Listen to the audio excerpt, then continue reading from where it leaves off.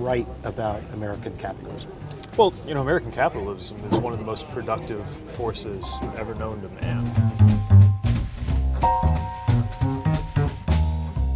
There's so much that this country has been able to unlock, especially in the last century, in terms of technology, in terms of prosperity. Now, where it goes wrong is when it's only being experienced in certain parts of the country or by certain kinds of people. And I think it goes to show just how important for capitalism to work, that it be backed by all of the other pieces that business alone can't solve. But when it's working right, there's nothing like it. It's extraordinary. You think about the changes that have happened, the advancements in health, in communications, in every field that have been led by our country. What frightens me is it's no longer obvious that our country will lead the most important advancements of humankind in the 21st century, not unless we do some things differently. Is that because you think the system is in some way rigged? Yeah, it's pretty typical human behavior for people to try to make sure the rules work to their benefit. That's why the U.S. is based on the idea of a robust legal system and constraints on the excesses of anybody, especially concentrated wealth. And yet we're at this moment where concentrated wealth has begun to turn into concentrated power. More than begun. It's well underway. The thing that makes capitalism is competition. But as you have more and more corporate agglomerations of power, you're going to see less and less competition. But is that the reason why you think we have expanding income inequality? Well, I think it's a vicious cycle. The economy is not some creature that just lumbers along on its own. It's an interaction between private sector and public sector.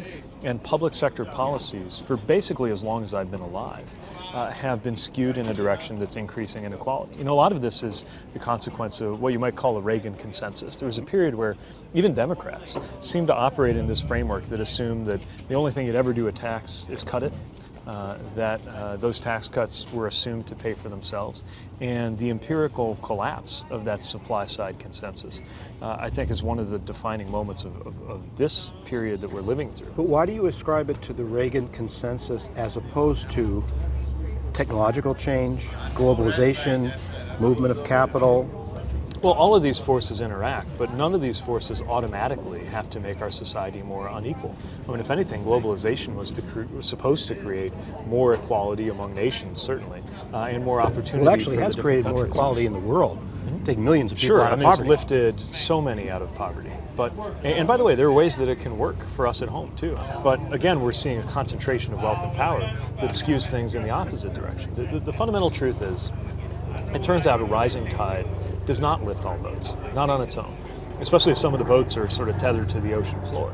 And that's the kind of pattern that we've been on. So how do you fix what's wrong without slowing down or harming what's right? Well, first of all, we got to define what success looks like. Is success just the number, the GDP, or is success that more Americans are prospering?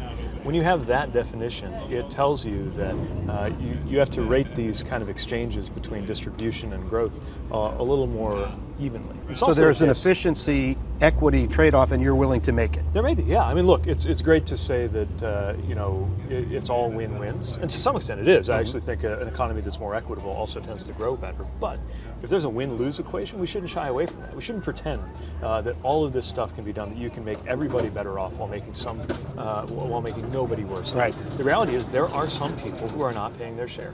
There are some corporations that are not contributing the way that they should. Until we recalibrate that, until we invest in things like education and infrastructure and health, investments that do in fact pay for themselves overall. But some people may have to pay more than others because some people, frankly, are getting a bit of a free ride on the productive energy of this country and this economy. That's going to take real choice. Now, one thing that surprised me that you said in an interview the other day was that, first of all, political change comes first. That is the set of issues, Supreme Court, filibuster, electoral college, because that is necessary to achieve policy changes that you need. But when you identified the most important policy change, it was climate, not the economy. Explain why that's the priority. Because I think climate is the biggest economic issue of our time, too. Look, what kind of economy are we going to have if cities are becoming less and less inhabitable, if we're experiencing crop failures and heightened natural disasters? The problem with climate is it wrecks our chance at economic security as well as physical security. And one reason you see traditionally conservative sectors, like the military and like the business community, way ahead of, for example, conservative politicians in this country on the issue of climate, is that the market, too, is beginning to recognize the stakes of failing to act and simply accepting what will eventually be trillions of dollars in damage. It's not the planet as an abstraction that's going to be harmed. It's people. It's us. It's our economies. It's our societies. It's our communities. That's why this is such an urgent issue. You think we need to raise a lot of more money for the government. What are the things that strike you as the most achievable and desirable? We certainly need to consider a higher marginal tax rate for top income earners. Maybe it doesn't have to be as high as it was historically, but we should at least admit that when it was higher, the American economy was growing pretty well. We should consider a wealth tax. I think it makes sense. I think one of the things that's appealing about it is it's not very distortionary compared to an income tax, and that's important.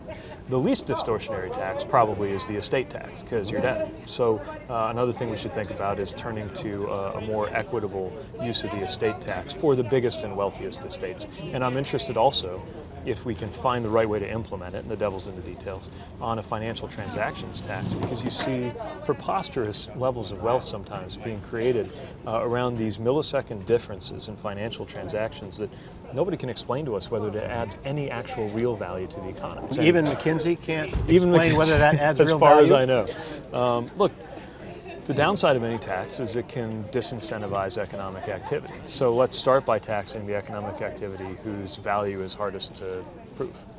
Warren's wealth tax would raise something on the order of $2.7 trillion over 10 years. Is that the order of magnitude you're talking about? Probably. I mean, look, we had something on the order of $1 trillion robbed from the Treasury through the Trump tax cuts on the wealthiest. So even just getting us closer to being able to cover the deficit with the services Americans count on today is going to take us filling in a gap of that size. If we want to do more, if we want to have better infrastructure, which we absolutely need, if we want to deal with climate change, which is no longer optional, if we want to actually deliver on healthcare, if we want to continue to grow as the kind of country that can actually lead the world, then you can't get something for nothing. Can you do everything that you think needs to be done while hitting only the wealthy? Or is there no rational plan for dealing with our fiscal challenges as well as our economic challenges that doesn't also hit the middle class?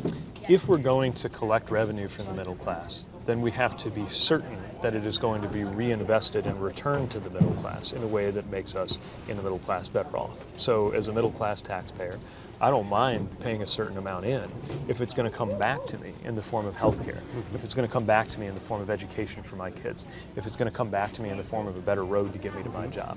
How powerful a racial consideration when you think about the scale of things that need to be done for the entire country?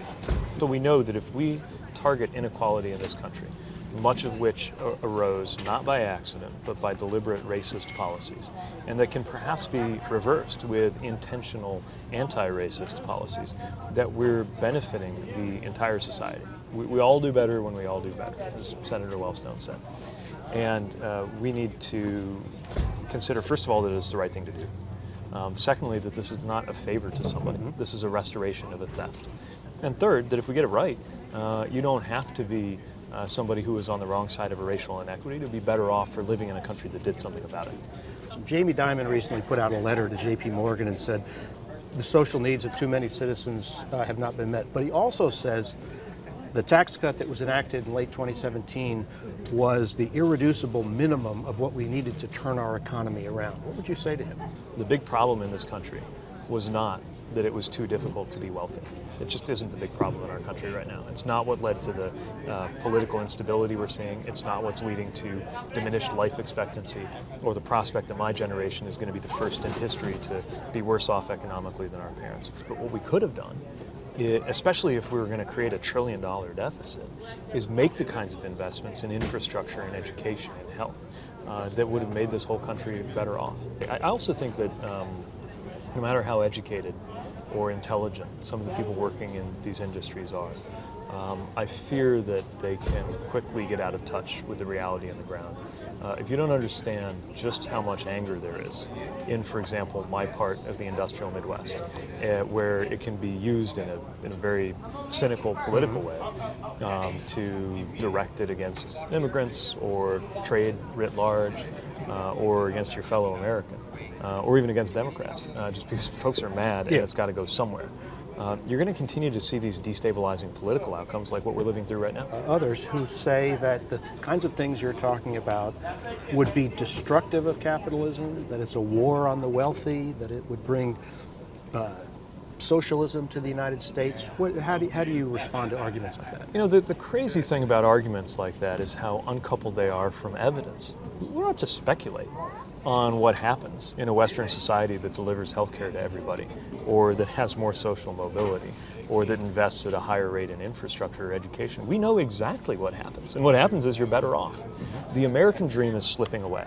You're much more likely to experience that if you're a kid in Denmark right now than if you're in America.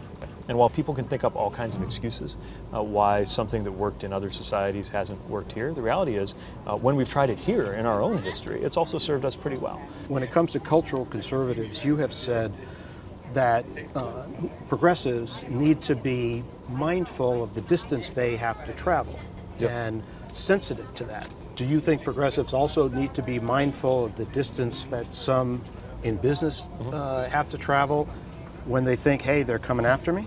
I think a lot of this is tonal. Look, the one thing I learned in the business community, and even more as a mayor engaging the business community, is that while we like to think of business as the most numbers-driven kind of discipline in America, in my experience, it's one of the most emotional.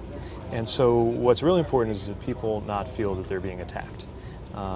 Or at least that they understand that if we're attacking a certain way of doing things or a certain system, that this is not motivated by just angsty hatred. It's being motivated by serious and legitimate concerns about where we're headed. We have seen in the last 10, 15 years astonishing change in terms of cultural attitudes on issues like same-sex marriage.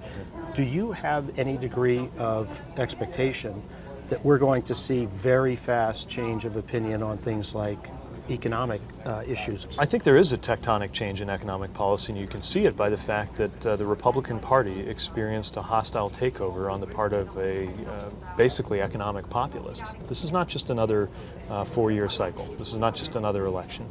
And I don't just mean because of the character or personality of the president. I believe we're living through one of those moments, just as when the New Deal consensus gave way to the Reagan consensus. We're living through the end of a 30 or 40 year era that defined American politics and helps to explain how Democrats as well as Republicans behaved in office. And we're at the dawn of a new one. We've got to make sure we have an account of economic change as well as social and political structures to handle that change, especially in the new machine age with automation transforming our relationship to the workforce.